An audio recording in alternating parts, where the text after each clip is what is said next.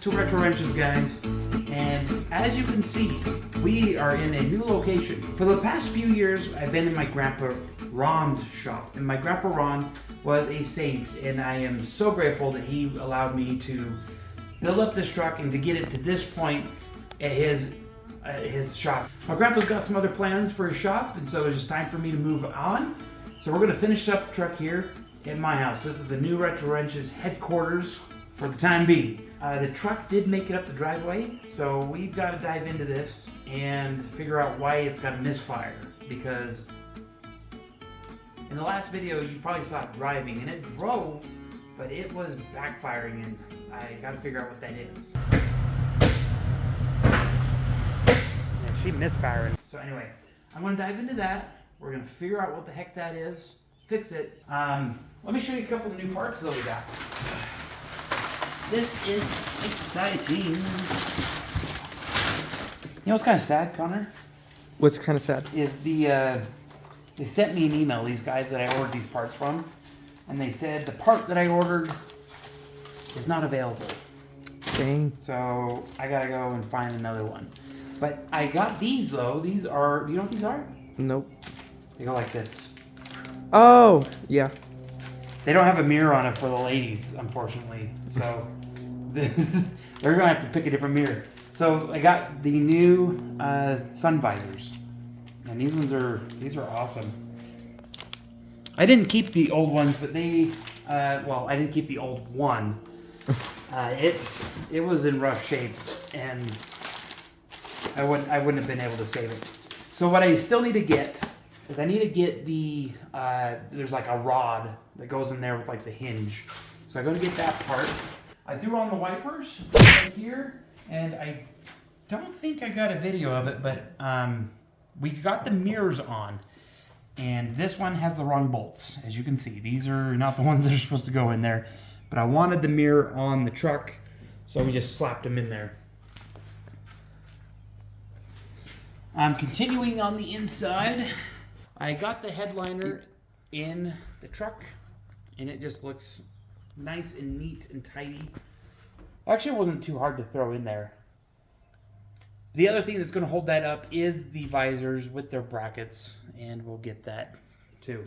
I also did get I have a rear view mirror, and I got to figure out how we're going to attach that, because right now there's no place to attach it, and Besides the window. well, that's where I'm thinking of attaching it, but I'm gonna have to glue on a bracket, and then I got to figure out how to attach the mirror to the bracket, because it's like an old style. Yeah, good question though. My dad came and helped me, and we got the show the bedwood for me. Oh. So my dad came and helped me, and we actually got the bedwood put in, and we got most of it bolted down. So I'd say it's probably about 80% bolted down, like the wood. But there are a few bolts that I need to figure out and get bolted still. More of a packaging thing. But anyway, so the bed's in, and we did stain the wood. Shout out to my mom. She helped stain the wood. Got that all good to go. And then these lights right here. Now, these lights did not come with a plug. And so what I did is I put these little bullet connectors on the end, and then put them in there, and then secured it up, taped it, and I thought that was going to be good. However, for some reason, it's not. And so what I ended up, I don't know why, but like if the wire's in a weird angle, it will not make a connection. And I was done fighting it. So I got this. I found the company that made these lights, and they had this option. So this should go in there, and it has the wires in it. So this will be able to just replace that setup, and then I'll just splice in my wires, and then that should solve that problem. Once I figure out what is going on with this misfire, I can get these valve covers put back on. I pulled these off the motor. Man, they're a little dusty, but I pulled these off the motor just because I'm like fidgeting with the coils and the wiring. So once we figure that out, those can go back on, and it'll look pretty. So we still got to put in the door panel. Like we got a cover here that covers all this. I have the covers down there for it. Is this? Horn's in, by the way. I don't know if I showed you that, but the horn is in. It works really well. And then on top of that, I think... Oh, now I remember. Thanks for reminding me, Connor. You're welcome. The wiring, I got in here. So if you look in there real quick, just take a peek. Just look in there. Look in the gauge hole. Oh my. It's not as bad as the other one. Yeah.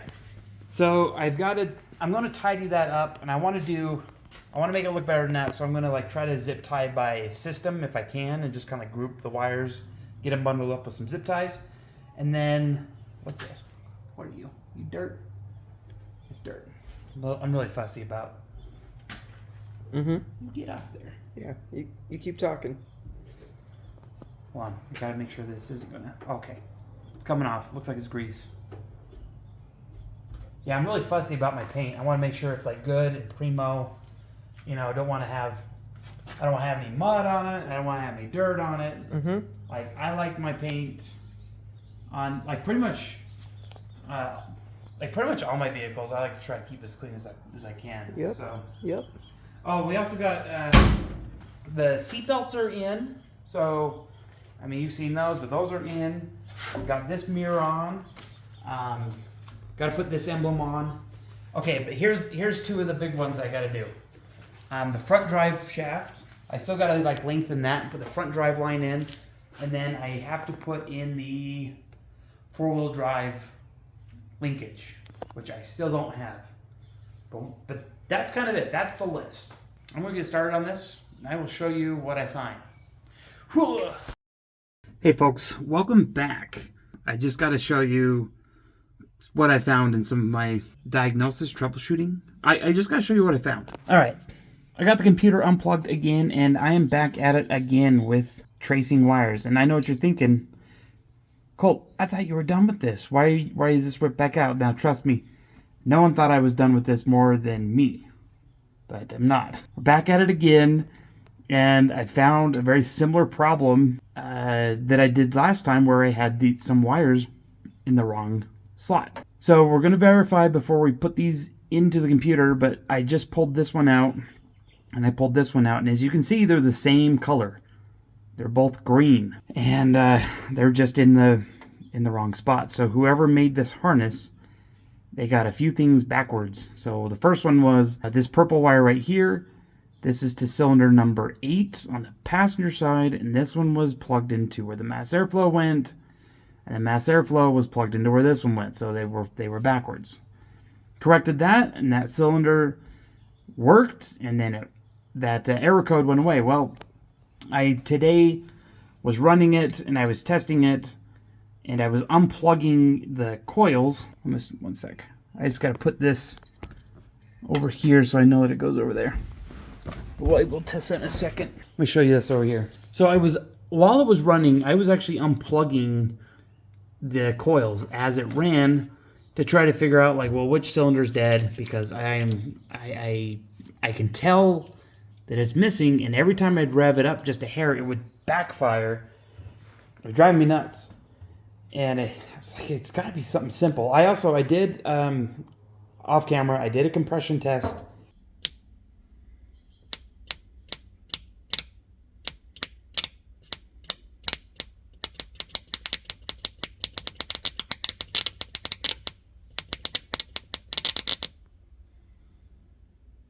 Because I unplugged this one, number 5, unplugged it, no change in how the engine ran. And so I did a compression test, checked the plug. The plug was dark, but it was not running. And then I also did the same over here, and then I found that this one, when I unplugged it, also did not make the engine RPM change. So I somehow had 2 cylinders that were not running correctly. So here's the problem.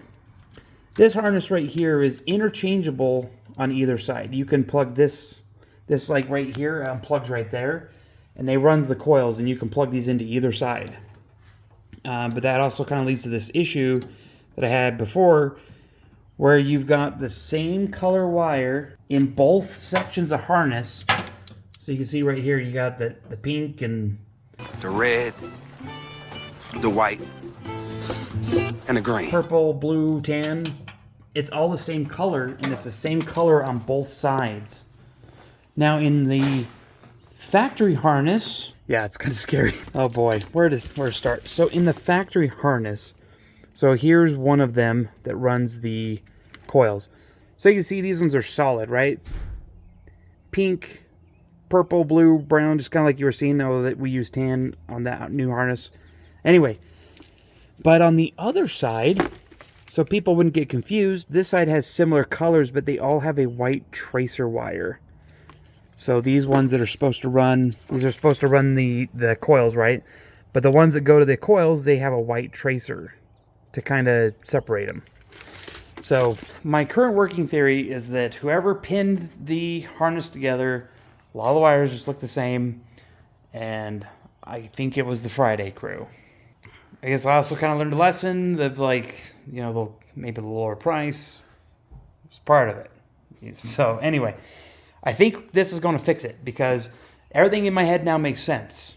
I have 2 cylinders that are swapped. 4 and 5 are swapped, and every time I hit the gas, I get a backfire because one of the spark plugs is just igniting the fuel and air on the exhaust stroke.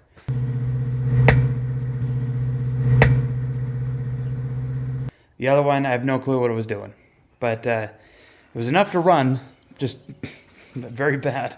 Anyway, we're going to verify with our ohm meter right here. So we're just gonna do a continuity test and make sure that this wire goes where it's supposed to. Same with this one. So I've already taken them out and I've flipped them. So like this one, if you care, was in pin 68. Pulled that out. It's got to go over to 29. This one came out of 29. It's got to go into 68. So there you go. And once I have that done, plugged back in, I will show you the results. So don't go anywhere.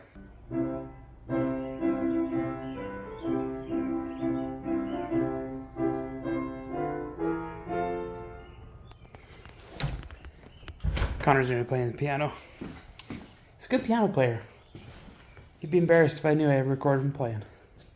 But yeah, it's fun to get to listen to him. Everything's plugged back in. I've double checked all the order of everything. Got the harness plugged in. We just need to do a test run. And I got the plugs plugged back in the computer. So let's give her a shot.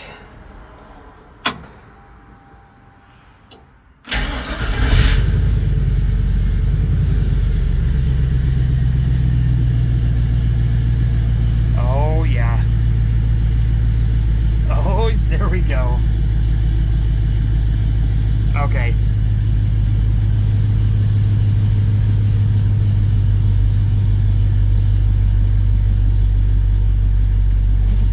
And now let's try a rev up test.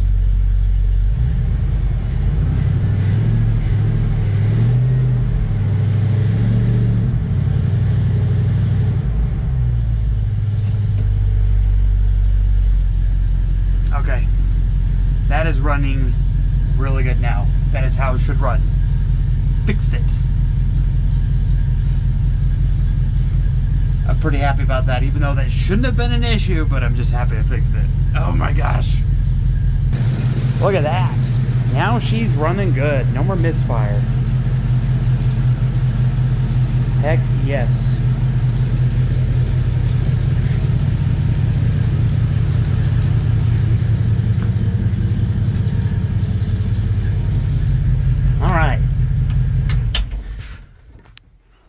So there is one more set of wires I got to trace before I put that computer back. Oh yeah, check this out.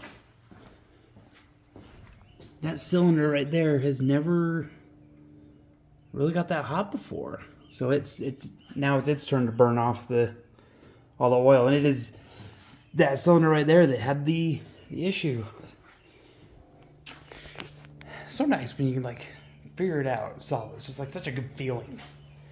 Also, I got to clear one thing up, and it's a very important detail.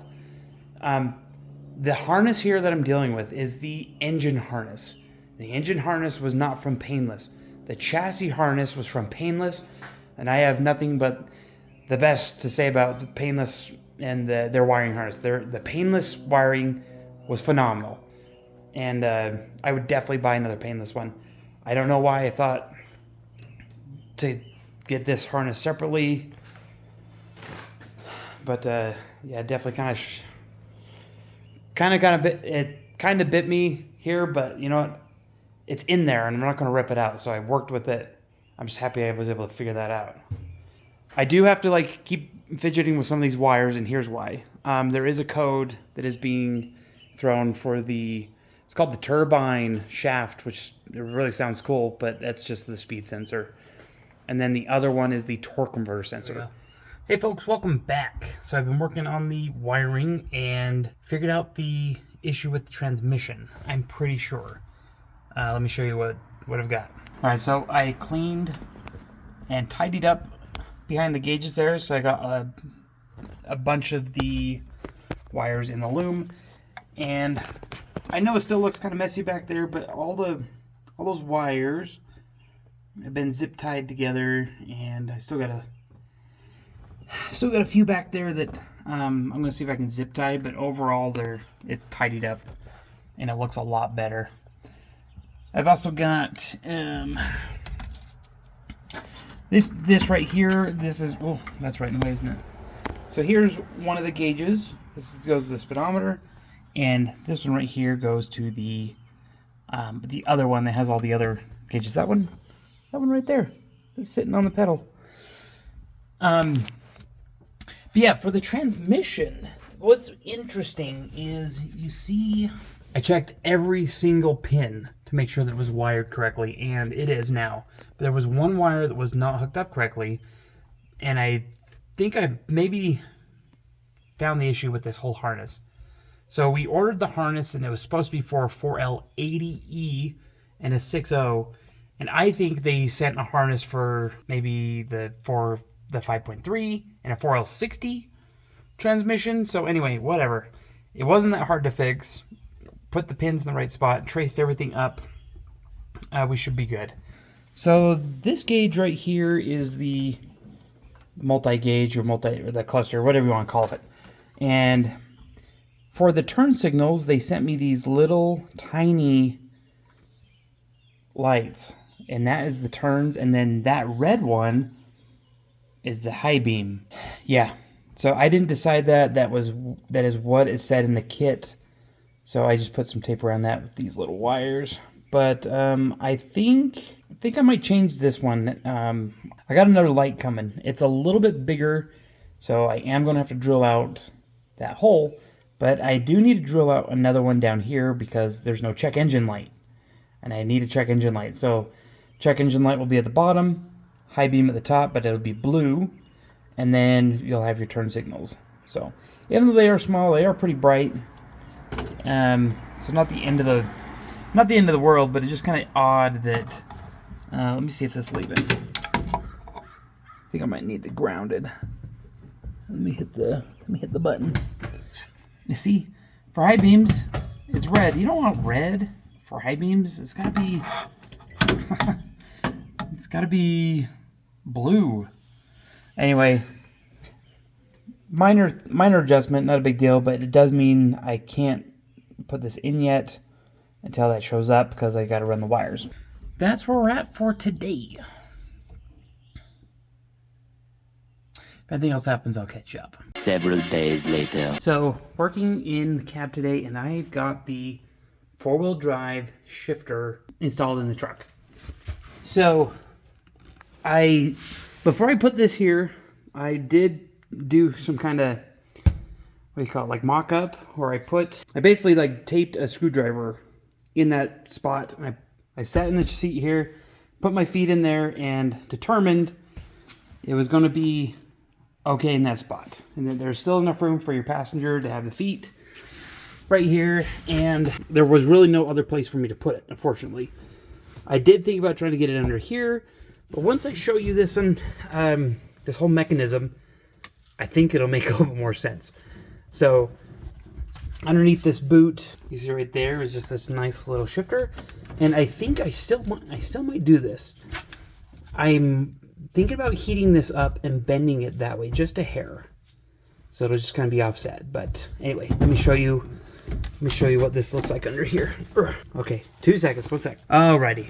So here's the mechanism, as you can see right there, and has the shifter attached to the cable, and the cable goes over here down to the transfer case, and that is where it's hooked up right there. Got everything adjusted, and here was the thing.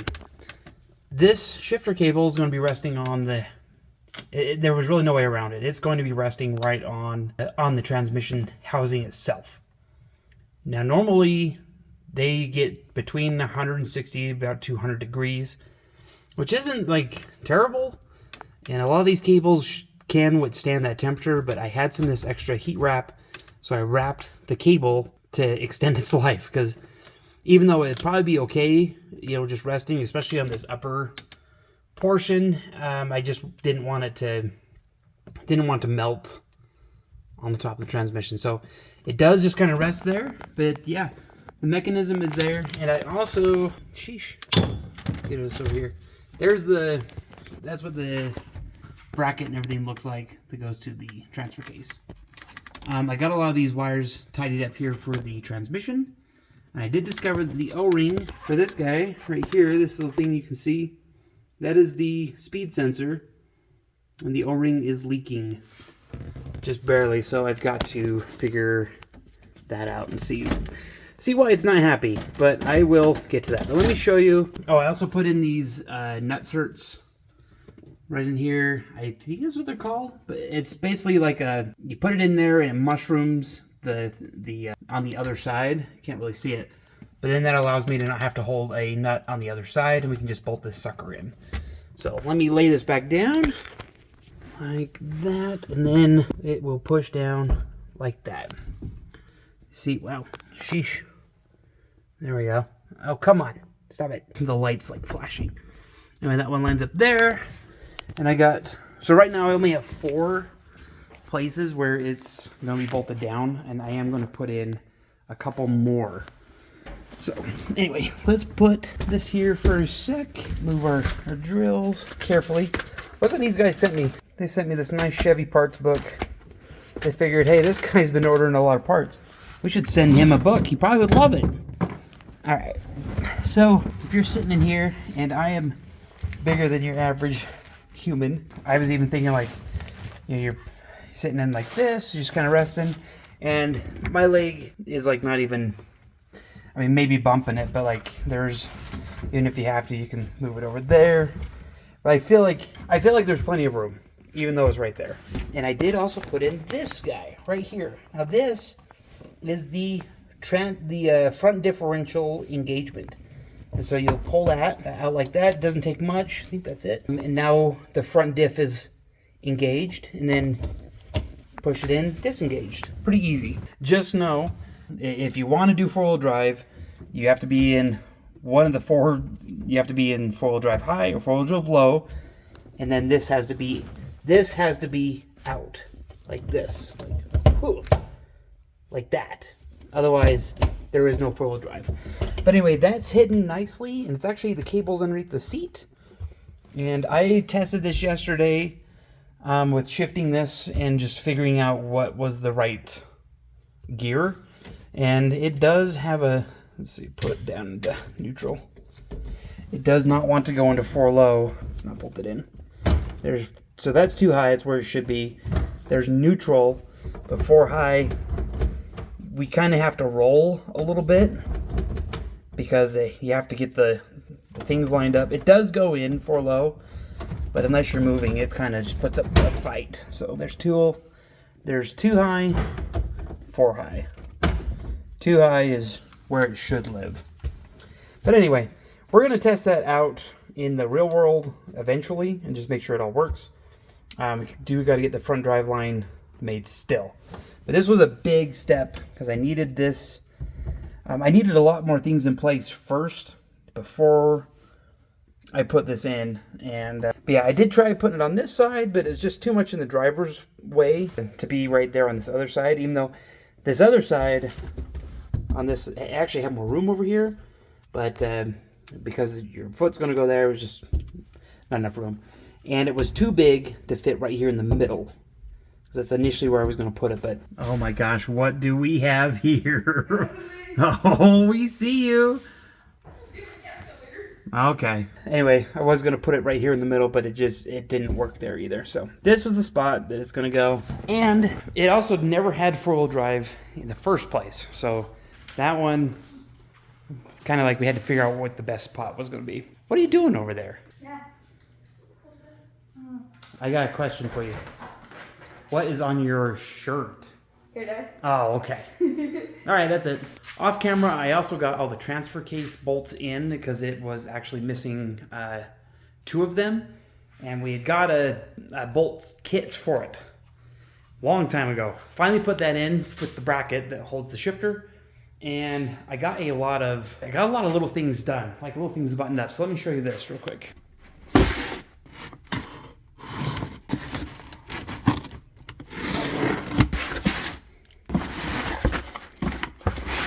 So we ordered a radio for this truck, and I'm super excited because 1, this truck actually never had a radio, and 2, this radio right here will have Bluetooth and all the modern features of the cars and stuff that we like today, but it will look like a radio from when it was new, if it came with it.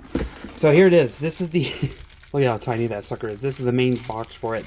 And then this right here is going to be the front that you would see. Let's see if we can get this open. All right, let's go just kind of hold this up in there. Alrighty, so here's the spot. And let's see if we can wiggle this back through. And it will kind of poke through. Oops, sorry. It'll kind of poke through like this. Here's a hole for one of the knobs, volume and seek, or vice versa. And then the whole radio is going to go in the back there. And then I just got to get this to wiggle through. I might have to sand some of this down. It's a little bit rough. We'll get that to go through. Poke through there. There we go. This thing will have a stereo. That's gonna be pretty cool. So anyway, guys, that is the update for today. Four-wheel drive is in. The driveline I'm going to get worked on soon. There's a couple things I got to do underneath the truck, so I'm going to be getting it up on a couple jack stands, just because I need to get that in and zip tie a couple things underneath and bolt the bed down. But these are some of the big things that were done, and I'm just super happy with where we're at. I also got to slap the tires on it. Those are still the old tires. So, I was going to say something else, but I forgot.